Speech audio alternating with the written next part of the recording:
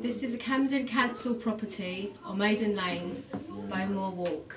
I've lived here now for 10 years with my 3 daughters. I'm going to show you again where it first started back in March. This is a humidifier that's going on, but I'm just going to turn off for a second so you can hear me. Down here is lots of water that's, I don't know where it's from, no one seems to know where it's from. And it just keeps getting worse and higher, and we can't dry it out because more water just keeps coming on top of that. You can see mould all up the wall there and along the side there. Everything's been packed up in this room because a surveyor from Camden has come and said that it's unfit to live in a week or so ago. So we thought that'd be great because we'd found somewhere to live, but we haven't. Under here, all exposed pipes again, and there was a heater on this wall, and they said the problem was from the heater leaking and busting. But obviously the problem was not that, because the heater's been capped and taken away, yet the water is still coming through.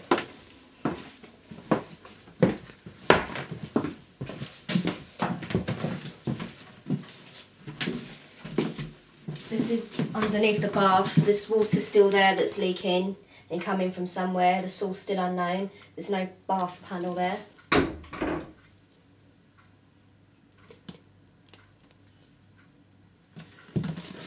And this is what's called the utility room. And there's a great big puddle of water here, and it seems to dry out, but it comes back again within a few hours.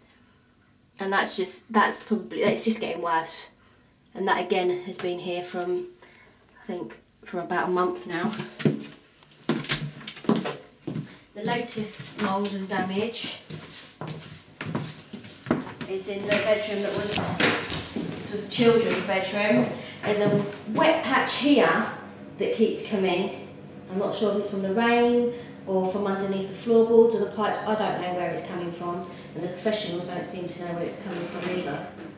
There's another humidifier running here, but yet it's not enough to make any difference. There's mould all up the walls here, and down here it's just waterlogged, and I think that's underneath the whole flooring. In the middle of the room is a great big horrible sort of greeny, mouldy kind of mess there, and it's all along this wall, but we noticed as well that it's starting to appear on the opposite wall, and that's how it starts. A bit of black mould there and a bit of sort of white, sort of dusky kind of mouldy bit, and then it'll end up like the other side of the wall within a couple of days. So this is the property at the moment. I mean, we're still living here partly, although we've been put into a bedsit, what I'm going to show you in a minute. We have to stay here because the cooking facilities are here, and it's not really functional to 4 of us staying at the bedsit, so we're kind of in between houses at the moment, or between properties at the moment. Because this house has been declared by a surveyor that it's unfit to live in, Camden Council are looking to move us out into temporary property while it's being done. And if it takes longer than 8 weeks, I'm told that I'll be able to stay in that property forever, or if not, I've got the choice to come back. But the thing is, I'm moving into a property with my girls where I can't afford, because so much stuff has been destroyed through the water here, and so much stuff has been damaged, and I haven't had home contents insurance. So Camden is telling me that they won't be paying for any of the stuff that's been damaged, and I've had a lot of things damaged, you know, my floorings, I've had carpets that are damaged, wardrobes, chest of drawers, children's toys, clothes, you know, the floor lino and things like that, that's all been damaged. There's so much stuff that's been damaged. I've got lists of damage. I've got files of photos of things that, you know, have been damaged. I've got files of photos here. I've got diaries of everything that's been going on. You know, prescriptions for the girls that they've been given because of asthma and eczema, because of dry skin, because of the mould, how my house was left, how water was leaking through the ceilings. You know, I've got loads of stuff here. I've got actually files full of stuff that because of this house. Now, if I have to move out, and it's going to be really hard because I can't afford to replace everything, you know, I'm going to have to leave, I'm told by law, my kitchen behind. And my kitchen, alright, might not be perfect, or the best kitchen in the world, but I did pay for it to be fitted. And I can't take my cupboards with me, or the tiles here with me. On the upstairs level of this property, it's all laminated all the way through. The front room was only laminated about a month ago. So I can't take that with me. So that's another worry that someone might.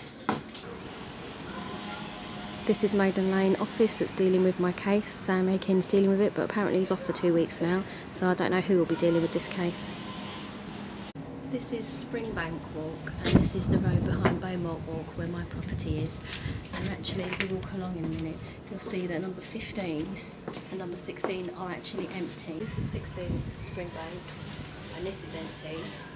I'm not sure why. Some people say it's because of a fire or something, but that's empty, and I'm not sure if any work's been done on that. Next door is 15 Springbank, and that's with the disrepairs team at the moment, and the family there have been moved out since November.